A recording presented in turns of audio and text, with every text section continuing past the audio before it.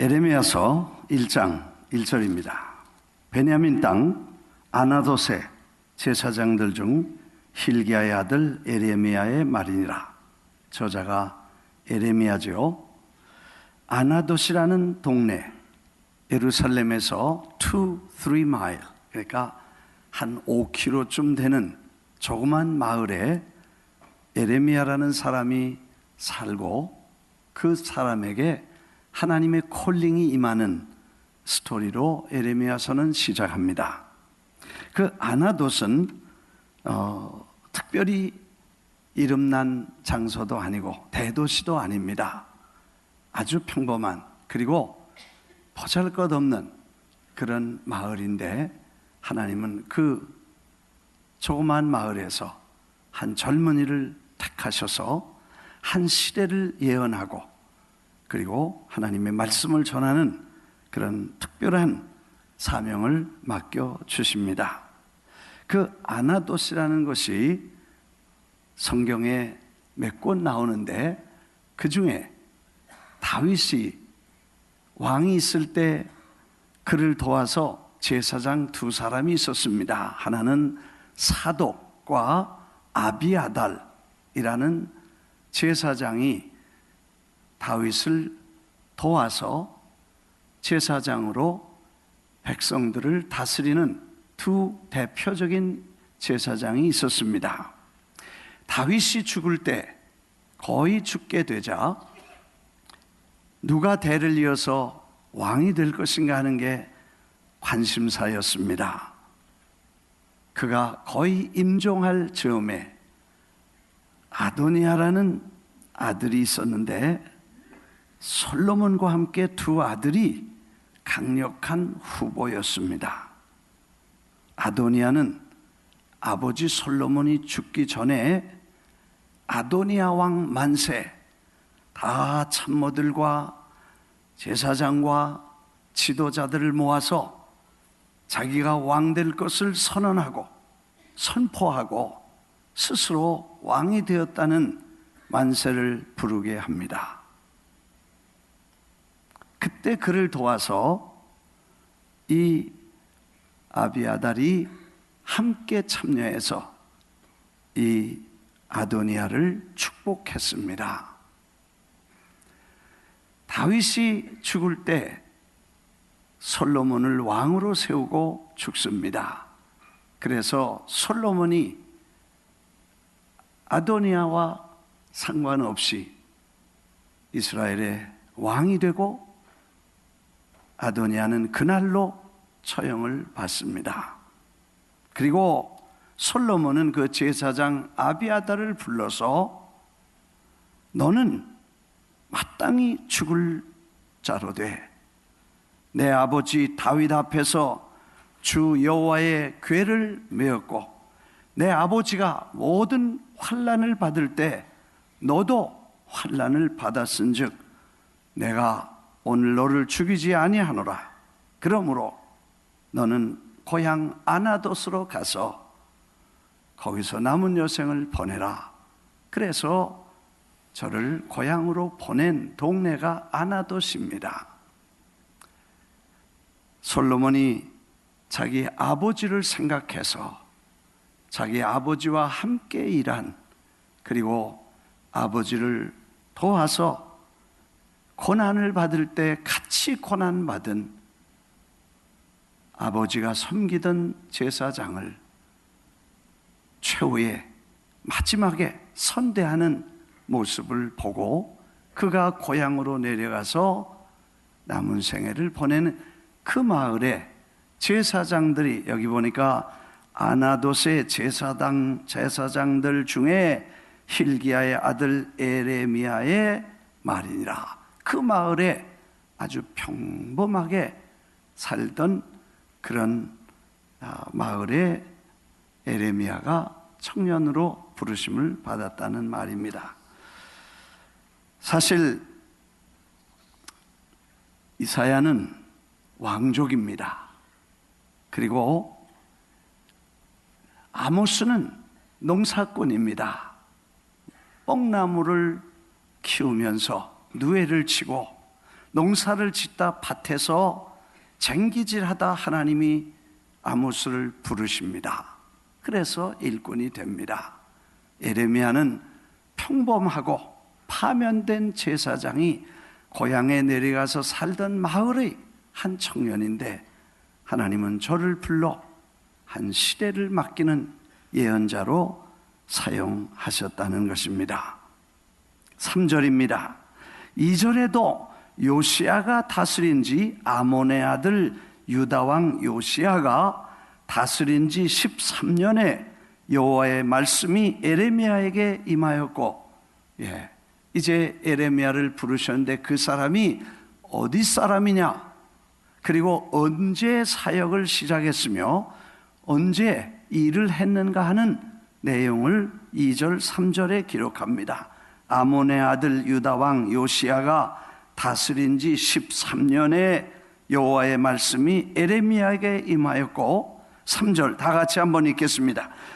요시야의 아들 유다왕 여호야김 시대부터 요시야의 아들 유다왕 시드기야의 11년 말까지 곧 5월에 예루살렘이 사로잡혀 가기까지 임하니라.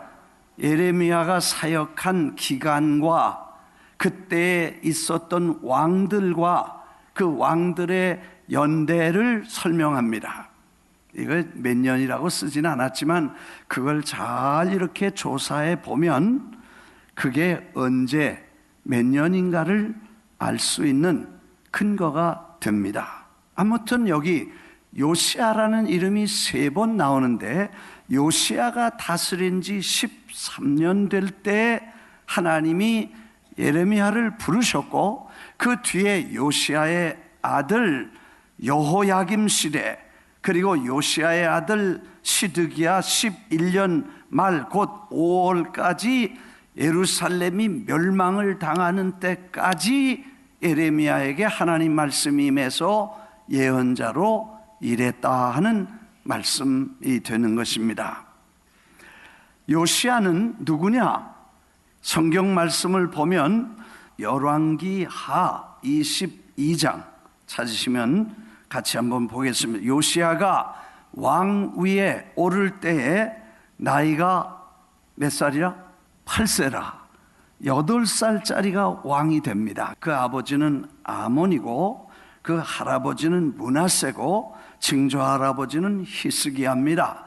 요시야가 8살에 왕이 되었다. 8살짜리가 어떻게 왕의 직분을 감당할 수 있겠어요? 어른들이 도와줬겠지요. 그런데 어느 날 요시야가 왕위에 있는데 한 8, 9년 지나서 8살이니까 16, 17, 8 곧쯤 18세쯤 되었을 때 이 요시야 왕이 하나님의 성전에 대해서 관심을 갖게 됩니다. 하나님의 성전이 다 낡았고 드나드는 사람도 별로 없고 관심 갖는 사람도 없었습니다. 그래서 요시야가 사람들을 불러서 제사장들에게 하나님의 성전의 그 돈궤도 정리하고 성전을 다시 한번 잘 이렇게 정비를 하도록 부탁을 합니다. 그래서 성전 법돈궤에 맡은 돈들을 다 정리하고 그 돈을 가지고 이제 다 먼지도 털고 무너진 데를 고치고 색깔도 다시 칠하고 막 그렇게 하는 과정에서 하나님의 율법책을 발견하게 됩니다. 그래서 그 책을 갖다가 왕에게 전하니까 그걸 한번 읽어달라고 부탁을 합니다. 그래서 그 말씀을 읽는데 이 왕이 10대 왕이 마음에 큰 충격을 받고 이 하나님의 말씀을 소홀히 했던 것과 이 말씀대로 백성이, 자기는 물론 백성들도 하나님의 말씀을 별로 관심 없고 제멋대로 사는 이유가 이 말씀을 못 들어서 그렇게 됐다. 그리고 옷을 찢고 회개를 하고 백성들을 모아서 이 하나님 말씀을 들어서 낭독하고 듣게 하라. 이렇게 해서 구약시대의 개혁운동이 일어나기 시작합니다. 종교 개혁은 500년 전에 일어났지만 이거는 벌써 주전 500년 전에 일어난 것인데, 그때 벌써 하나님의 개혁 운동이 교회에 일어나서 많은 사람들이 울고 회개하고 하나님 앞에 유월절을 철저히 지키고 율법대로 하나님의 말씀을 쫓기로 서야하는 새로운 운동이 일어나게 됩니다. 그 요시야, 사실 하나님의 나이가 많든 적든 그것도 관계가 없습니다. 하나님은 당신의 전과 당신의 말씀과 하나님을 경외하는 마음이 있는 사람들을 기뻐하시고 축복하실 줄 믿습니다. 여러분, 우리가 나이 많은 것도 중요하지만 젊었다고 해서 잘 안 되는 건 아닙니다. 젊었다고 해서 못하는 건 아닙니다. 나이가 어린데도 하나님의 성전에 관심을 두고 그 관심 든 곳에서 말씀을 찾게 되고 그 말씀을 경외함으로 하나님이 은혜를 주시게 된다는 것을 우리가 깨닫게 됩니다. 여러분, 성경을 보면 대부분 사람들은 하나님 말씀을 읽었습니다. 그리고 사람들은 서서 그 말씀을 들었습니다. 이 인쇄술이 발달하기 전에는 하나님 말씀을 필서한다, 적어서, 그래서 파피루스라고 하는 그런 특별히 만든 종이에다가 붓으로 먹으로 써서 하나님 말씀을 기록하지요. 그 뭐 몇 권 되겠습니까? 그걸 사람들에게 읽습니다. 그러면 사람들은 그 말씀을 귀로 듣고 아멘 아멘 하면서 엎드려 절하고 울면서 기도하고 그 말씀이 사람들의 귀에 들릴 때 은혜를 받고 하나님의 말씀을 경외하는 그런 운동이 일어나게 됩니다. 요즘은 하나님 말씀이 너무 흔해서 문제가 있는 것 같습니다. 다 가지고 두세 권씩 가지고 있어서 어느 성경이 어디 처박혀 있는지 몰라. 게다가 성경 말씀을 퍼블릭하게 읽지 않고 개인적으로 읽겠다고 해서 애들이나 와서 읽고 어른들은 별로 안 읽어. 전에는 길게 읽었지만 요즘은 짧게 읽고, 전에는 입으로 읽고 귀로 들었는데 요즘은 그런 거 안 하고 눈으로만 읽어. 그래서 어떤 사람이 잠이 안 온다 그러면 성경 읽어라, 수면제다. 그렇게 돼버렸습니다.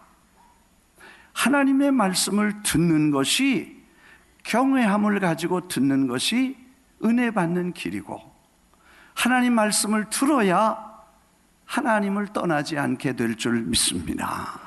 그래서 우리가 할 수 있으면 전에 길게 읽던 걸 요즘 짧게 읽고, 전에 소리를 내서 읽던 걸, 그 귀로 듣던 거를 요즘은 눈으로만 보고 같이 읽던 걸 혼자만 읽기 때문에 이게 수면제 역할을 한다는 거예요. 그래서 우리는 할 수 있으면 모이면 성경을 퍼블릭하게 읽고, 귀로 듣고, 눈으로 읽고, 입으로 읽어서 그 말씀이 우리 안에 우리의 삶을 변화시키게 되기를 주의 이름으로 축원합니다. 아무튼 그렇게 하나님의 나이 어린 왕이라도 하나님의 성전을 사모하고 하나님의 말씀을 경외하고 그 말씀을 하신 하나님에 대한 두려움을 가지고 옷을 찢고 회개하고 백성들을 바로 세우려는 그 요시야 왕이 지금 나오는 그 시대라는 것입니다.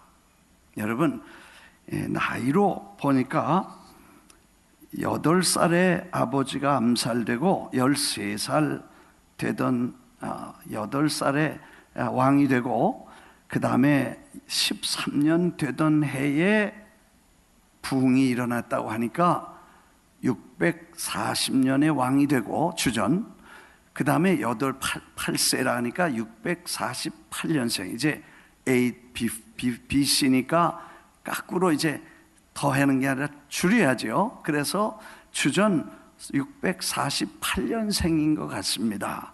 그리고 640년에 왕이 되고, 그 다음에 이제 19살 621년에 큰 부흥이 일어나서 개혁이 시작되는 때에 그 13년 되는 해였기 때문에 그때 나이 보니까 627년인데 주전, 그때 에레미야를 하나님이 부르셨다는 것입니다.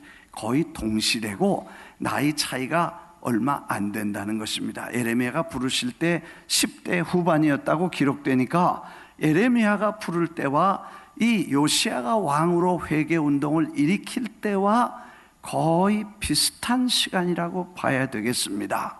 그러면 그 젊은 왕이 하나님 말씀을 사모하고 회개 운동을 일으킨 것을, 그런 분위기 속에 이 젊은 청년이 은혜를 받고 하나님의 말씀 앞에 준비된 예언자로서 부르심을 입었다는 것은 한 사람의 영향이 수많은 사람들과 많은 사람들에게 영향을 끼칠 수 있다는 사실을 저희들에게 교훈해 주고 있는 것입니다.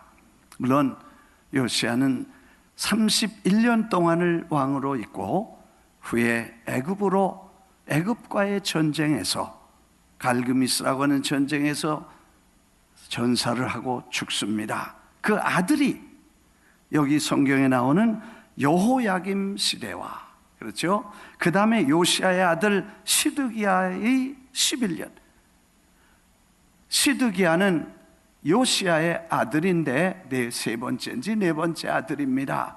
그 바벨론이 이스라엘을 침공해서 요시야를 형식적인 유대의 왕으로 세워놨다가 마지막에 저를 포로로 하고 예루살렘을 멸망시킬 때까지 예레미야가 예언했다, 그런 말이죠. 그러니까 요시야의 가족들, 요시야와 그의 자식들이 해서 마지막 예루살렘이 멸망할 때까지 예레미야는 예언을 했다. 사실 이사야는 북왕조고 한 세기 전의 사람입니다. 그래서 이사야는 북왕조가 아수르에 망할 때 망한다 회개하라고 외쳤던 사람이고, 예레미야는 남왕조 사람이고 한 세기 후의 사람인데 이스라엘 백성들에게 바벨론에게 망하고 포로가 될 것이라고 외치는 비슷한 예언자로서 일했습니다. 그래서 그 요시야가 전사한 후에도 그는 꾸준히 예루살렘의 멸망과 하나님의 진노가 임할 것을 사람들에게 경고하면서 회개하라고 눈물로 외치게 됩니다. 사실 좋은 얘기 해주면 좋습니다. 축복받으라면 다 좋아합니다. 아무 일 없다고 하면, 편안하다고 하면 되는데, 자기 동네 가서, 제사장들이 있는 데 가서 지금 예배가 잘못됐습니다. 형식적인 예배가 중요하지 않습니다. 마음을 바쳐야 됩니다. 지금 성전이 중요하지 않고 마음의 성전이 중요합니다. 입으로만 회개하지 말고 옷을 찢고 마음을 찢고 하나님 앞에 나가세요. 그건 누가 좋아하겠어요? 저를 때려 죽이려고 합니다. 미워합니다. 정치적으로도 사람들에게 말합니다. 이제 얼마 안 있으면 바벨론 제국이 와서 이 나라를 침략하고 하나님의 성전이 무너질 것입니다. 쓸데없는 소리 하지 말라고 모두 다 이까진 사람이 욕을 하고 미워합니다. 서울 가보니까 그때 상황이 지금 상황하고 비슷해요. 그때 아스루야가 망했고 그 다음에 애굽이 오랜 제국을 유지하고 있는데 신흥 바벨론에게 점점 바벨론이 올라오면서 애굽이 이렇게 흔들리기 시작할 때 안에 있는 사람들이 말했습니다. 자, 우리는 애굽하고 손잡아야 된다. 그래서 애굽파가 있었습니다. 아니다, 애굽은 이제 얼마 있으면 망하고 이제는 바벨론 시대가 오는데 바벨론하고 손잡아야 된다. 그래서 왕이 우왕좌왕하면서 한 번은 일로 가고 한 번은 절로 가고, 그래서 거긴 온건파도 있고 좌파도 있고 강경파도 있고 에집트파도 있고 바벨론파도 있고 뭐 국수주의자도 있고 진보주의자도 있고, 그래서 온 사방이 뒤죽박죽 됩니다. 서울 갔더니 그래, 어떤 사람은 중국하고 손잡아야 된다. 앞으로는 중국이 전 세계를 제패하고 1등 국가가 될 텐데 우리 중국하고 손잡아야 된다. 어떤 분은 아예 중국에다 애들을 어렸을 때 유학을 보낸 사람도 제가 만나봤어요. 거기 가서 중국말 배우고 앞으로 중국으로 진출해라, 그런 사람도 봤어요. 근데 어떤 사람도 만나니까 중국 아무리 가까이 가봐도 우리 뺏어서 중국 나라 만들려는 것밖에는 그 사람한테는 이익 볼 게 없어. 그리고 중국이 아무리 큰 소리 해도 미국 군사력의 1%, 10%밖에 안 되고 절대로 미국을 손댈 수 없고 이길 수 없다. 봐라, 시진핑이 와서 뭐 하라는 대로 예의하고 갔다. 그래서 미국하고 손잡아야 된다. 그런 사람들도 생겼습니다. 뭐 이것저것 태국기파도 생기고 촛불파도 생기고 복잡해. 하여튼 복잡해. 그럴 때에 예레미야가 나와서 누구 파지 마라. 하나님만 바라봐라. 하나님만 신뢰해라. 하나님 중심으로 주님만 봐야 되지 세상으로 나가면 안 된다. 그러면서 예언을 한네, 얼마나 미움을 받았던지 감옥도 가고요, 구덩이에 빠져서 오래 고생도 하고 별로 뭐 어려움을 닦고, 그래서 눈물의 예언자, 순환의 예언자라고 말하는 그런 아주 불행한 생애를 보내면서도 하나님이 주신 사명을 위해서 끝까지 잘 달려가는 그 모습을 우리가 보게 됩니다. 예레미야는 오늘 본문에 사람들에게 외칩니다. 지금 문제가 뭐냐? 죄악의 근원이 뭐냐? 그리고 당신들이 지금 처해 있는 환경이 뭐고 죄가 뭐냐? 이렇게 지적을 하면서 첫째, 생수의 근원인 하나님을 버리는 것, 두 가지 악을 행했는데 하나는 생수의 근원인 하나님을 버리는 것과 물을 저축하지 못할 터진 웅덩이를 만들고 거기다 물을 퍼다 붓는다는 것입니다. 이게 예레미야가 사람들에게 지적한 하나님의 메시지였습니다. 사람들이 왜 하나님을 떠나서 하나님 믿는다고 하면서 별짓 다 하고 하나님 예배한다고 하면서 그렇게 하나님을 기뻐하는 일보다는 싫어하는 일들을 하고 아무런 거리낌이 없이 해가는 사람들을 보면서 왜 그런가? 그게 여기 해답이 나옵니다. 생수의 근원인 하나님을 버린 것과, 여러분, 예수님은 사마리아 우물가에 한 여인을 만나게 됩니다. 물을 좀 달라 하니까 여인이 깜짝 놀라서, 당신은 유대인의 남자 선생님인데 사마리아 여인인 나에게 물을 달라고 하십니까? 내가 물 달라고 하는 사람이 누군 줄 알았다면 내가 나에게 물을 달라고 했을 거다. 아니, 선생님 목말라 나한테 물 달라고 하셨는데 선생님은 물병도 없고 뭐 두루박도 없는데 어떻게 물을 주시겠습니까? 내가 퍼먹는 이 물은 먹어도 다시 목마르지만 내가 주는 물을 먹으면 다시는 목마르지 않겠다 하고 말씀을 하십니다. 나를 믿는 자는 내 속에서 생수가 강같이 흘러날 것이라. 할렐루야. 예수 그리스도는 생수이십니다. 예수 그리스도 안에 있는 생명의 물이 우리를 살게 하는 것입니다. 만일 그게 없으면 우리는 메마르고 사막처럼 된다는 것입니다. 그래서 생수가 중요하고 예수 그리스도가 중요한 것입니다. 예수 믿는 사람들은 영원한 생명을 지니고 생수가 되신 예수 그리스도가 우리 안에 부어주신 성령으로 우리 안에 계시고 늘 우리에게 기쁨과 감격을 주시고 말씀을 주시고 위로를 주시는 줄 믿습니다. 그 성령을 보내셔서 우리 안에 샘솟는 기쁨이, 그리고 날마다 영원한 소망이 우리 안에 힘차게 샘솟게 된다는 말씀인 것입니다. 그게 없으면 어쩔 수 없이 목말라서 다른 걸 뭘 채우러 갈 수밖에 없습니다. 그래서 우물가의 여인처럼 난구했네. 헛되고 헛된 것들을 몇 번이나 시집 가세요? 4번 가고 5번째 가려고 그래. 그래도 아직 만족이 없었어. 이 채워지지 않는 영혼의 갈증 때문에, 목마름 때문에 저는 끊임없이 물을 길러와서 그 물을 채우려고 하지만 물 터진 웅덩이에 아무리 부어도 남아있지 않다는 것입니다. 여러분, 우리는요 정말 생수를 받은 예수 믿는 사람은 다른 물 길러가면 안 돼요. 다른 물 길러 다니면 안 돼. 믿으시면 아멘. 예, 제가 전에도 말씀드렸지만 40년 동안 장례를 500번 했다고 그랬잖아요. 그거 다 어떻게 계산해서 그냥 해마다 이 장례 숫자를 계산해 보니까 한 500번 됐어요.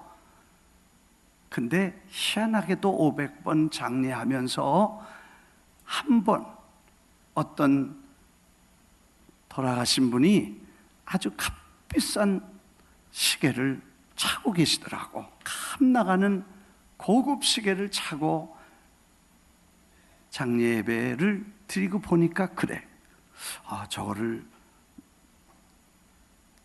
부잣집이니까 저거를 아마 차고 가시라고 보내나 보다. 그래서 그 다음날 발인하려고 보니까 없어졌어. 누가 언제 어떻게 어느 자녀들이 첫째가 했는지 둘째가 했는지 딸이 했는지 아들이 했는지는 몰라. 그 뭐 가족들이 그랬겠지. 우리야 뭐 손 안 대니까.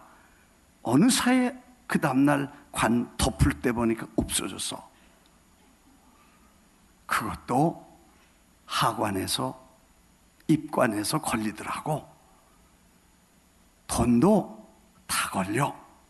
어떤 사람은 그 먼 길 가는데 노자라도 하라고, 한국식으로 생각하면 뭐 노자가 필요 없는 거지만 그래도 그렇게 좋아하시던 거 100불짜리 한 다발 좀 넣어서 보낼 만도 한데, 야박하게 100불짜리는커녕 5불짜리도 넣은 거 하나도 못 봤어. 너무 인색하게 1불짜리도 안 넣어. 겨우 넣는다는 게 성경책 넣고 있어. 그래서 내가 야단쳤어. 이거 있으나마나 하니까 가져가세요. 그러지 말래. 성경에 뭐라, 찬송가에 뭐라 해요? 어머니 손때 묻은 성경책 두고 봐도 은혜가 된다 그랬지. 어떻게 거기다 관에다 넣어 보내라 그랬냐? 근데 야단치고 도로 꺼내서 가져라 그랬어. 여러분, 아무것도 홀드할 게 없어. 전혀 안 돼.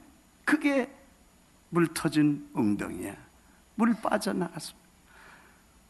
생수의 근원인 하나님을 버리는 것과, 또 예레미야는 백성들에게 너희는 토기장이고 너희는 토기고 하나님은 토기장이다. 근데 왜 토기가 왜 토기장이한테 무슨 말이 그렇게 많고 잘난 척하냐? 교만을 지적합니다. 여러분, 토기장이라는 게 뭐예요? 진흙을 반죽해서 잘 몰딩을 해가지고 그 다음에 그걸 오븐에다 넣어서 굽고, 그래서 잘 안 된 건 도로 깨버리고 잘 된 거는 또 유약을 발라서 다시 한번 굽고, 그래가지고 그걸 잘 이렇게 그릇을 만들잖아요. 근데 토기가 나를 왜 이런 걸로 만들었냐고 지가 떠들면 어떡하겠냐는 거예요. 하나님이 여러분과 저를, 하나님을 찬양하고 예배하고 하나님이 기쁘신 일꾼, 하나님의 사람으로 우리를 지으셨는데 날 왜 이렇게 지으셨냐고 원망하고 나는 내가 스스로 있는 존재한다, 하나님을 등지고 교만해진 사람들을 예레미야를 통해 토기장이가 토기를 만든 분 아니냐, 너희가 어찌하여 내 멋대로 잘난 척하고 교만해서 하나님 없이도 살 수 있다고 생각하냐, 야단치고 그렇게 말씀하는 이야기. 하나님을 남편으로 보고 너희가 사랑하는 아내를 사랑하는 남편의 모습과 남편의 사랑을 거절하고 다른 데로 사랑을 뺏긴 사람들에 대한 주인의 분노를 말씀하고 있습니다. 아버지가 자식을 불쌍히 여기셨건만 그 자식이 애비를 우습게 여기고 쳐다도 안 보고 지가 잘났다고 하는 백성들을 향해 너희가 이대로 가면 패망한다, 이대로 가면 멸망한다, 이대로 가면 깨진다, 끝난다고 외치는 예레미야의 그 음성을 그들이 진작 들었어야 되지 않았겠는가 생각을 하게 됩니다.